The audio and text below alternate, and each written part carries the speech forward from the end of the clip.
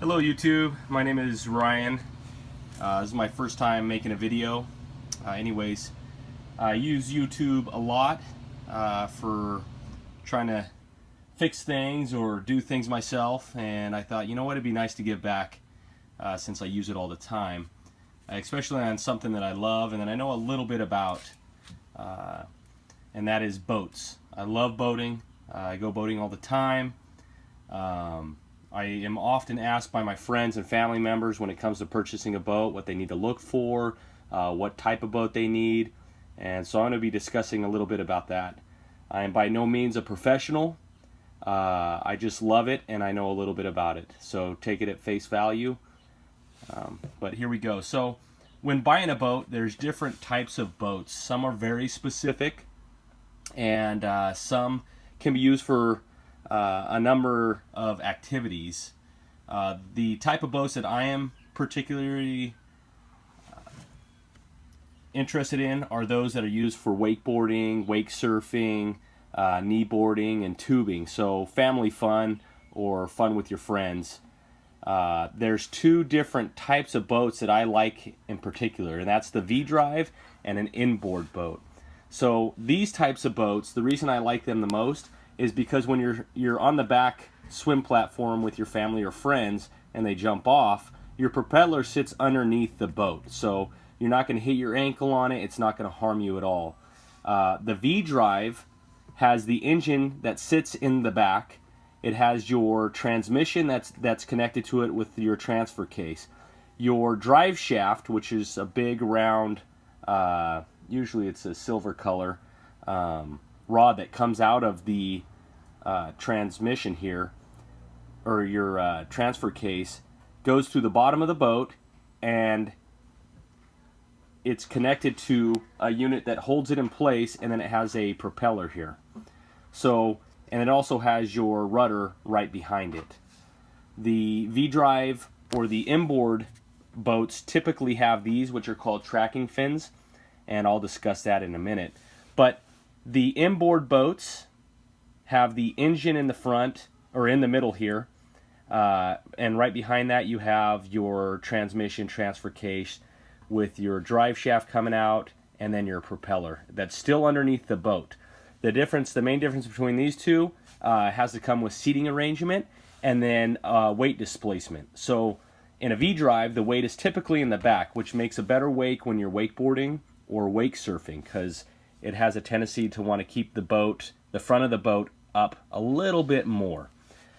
These are really good. These inboards are really good for water skiing, but it just depends on what you like. With the V-Drives, it tends to have more of a sectional couch look in the inside of it, to where the seating is kind of wraps around, and then the inboard has seating up here in the front.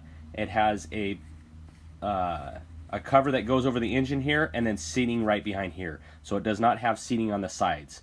This has seating all the way around in the back. And then it also has a platform on the back that you can use for swimming. And I own a V-Drive, so I'll be showing you that in a little bit. Also with these boats, you tend to get a wakeboard tower, which is very nice.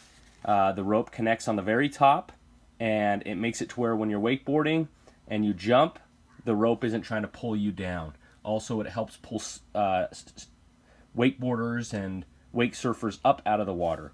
And you can connect your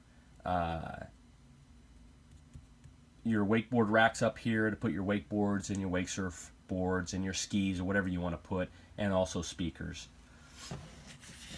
We also have the other types of boats. I'm not going to go over these too much, but you have your inboard outboard boat, which has the engine in the back inside of the boat. Your drive shaft connects into a drive unit, and then that's where your propeller sits on the back of that drive unit. The drive unit on these can go down, and then it also comes up at an angle like this for when you're driving down the road. It's not scraping along the road. And then these boats right here, typically you'll see these in little family boats, like a Sea Ray or a Bayliner. And they're good boats, but for wakeboarding and wake surfing and stuff like that, they're typically not the best. They tend to be a little bit cheaper, so it might be a route you want to go. This right here is an outboard only, and you can tell an outboard because the engine is on the very back, and the drive unit is connected into an engine. It's just a big unit, and the unit can also come up and down. These are really good for fishing, or the type of boats where you want the whole boat to be used to be able to move around in. Whenever you have the engine inside of the boat, it always takes up space. When you have the engine on the very back of the boat, it has the whole boat to either walk around on or do whatever you need. So typically fishing boats where you walk around on the whole boat are like this. These tend not to be very good for wakeboarding, wake surfing, and those types of activities. These are typically very specific boats. If you are going to look at a inboard outboard where the drive unit sits out the back, you definitely want to get what's called a whale tail, and it connects right on the back here. And what it does is, so when you're starting out the boat and you start to accelerate from a dead stop, the boat has a tendency to want to tip up like this, okay, if the water line was like this. And then after it gets a certain speed, it'll plane back out. Now when it's up at an angle like this, it makes it really tough to see out of the front of the boat because you have the front covering, it's blocking you.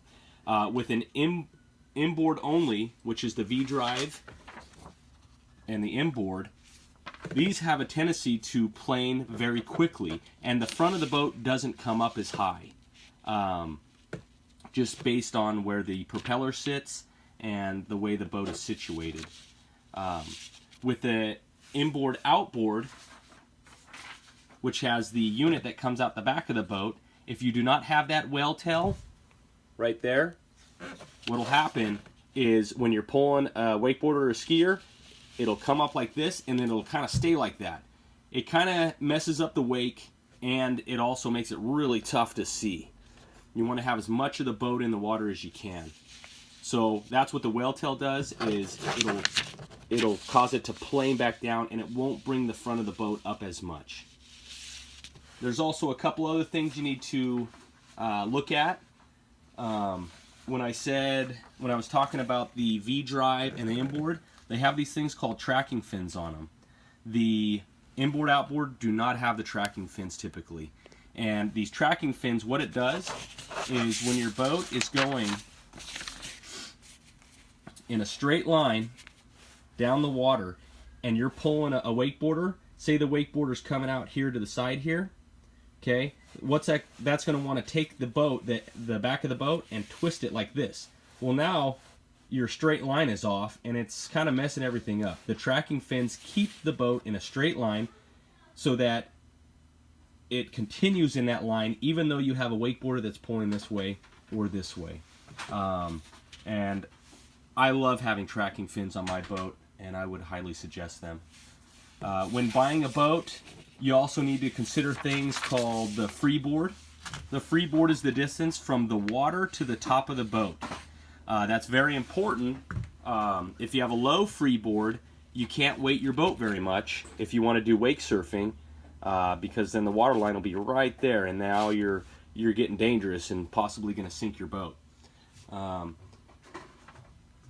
You also need to consider the engine size of your boat and what you're going to be using it for. Okay, I have owned all different sizes, from a V6 to a 4-cylinder to a V8. Right now I have a 330 horsepower V8, and I love it.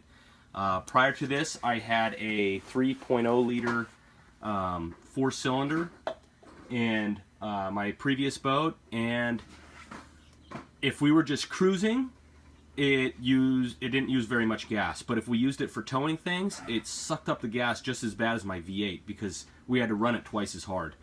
So definitely looking at that. Looking at carbureted versus fuel injected.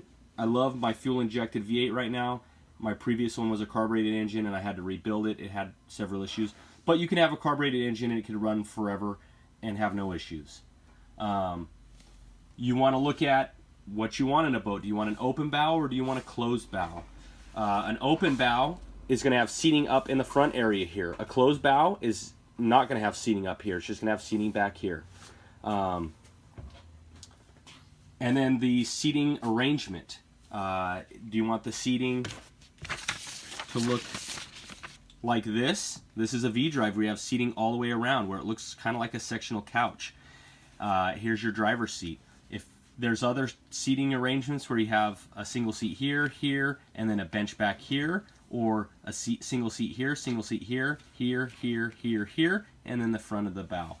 So you just really got to decide on what you want. I prefer this type or an inboard type just because it seems like you can sit and talk with each other and just seems more family friendly. And then you also need to consider what you're towing your boat with. Do you have enough towing capacity to tow the type of boat that you want? For the mainstream wakeboard boats, V-Drives and inboards, the newer ones, they have a lot of weight and you need to have a vehicle that can tow that. The inboard outboard tend to weigh a little bit less. So if you have a towing capacity of 5,000 pounds, you generally can get away with that. So you need to look into those kind of things. There's a lot of other things you need to look at, but these are just kind of the basic things when buying a boat. I'm going to do a few other videos, and these other videos I'm going to actually be showing you my boat and what things to look for when purchasing a boat to try to keep you from buying one of those boats that you need to spend thousands and thousands and thousands of dollars after the fact to keep it running or to fix.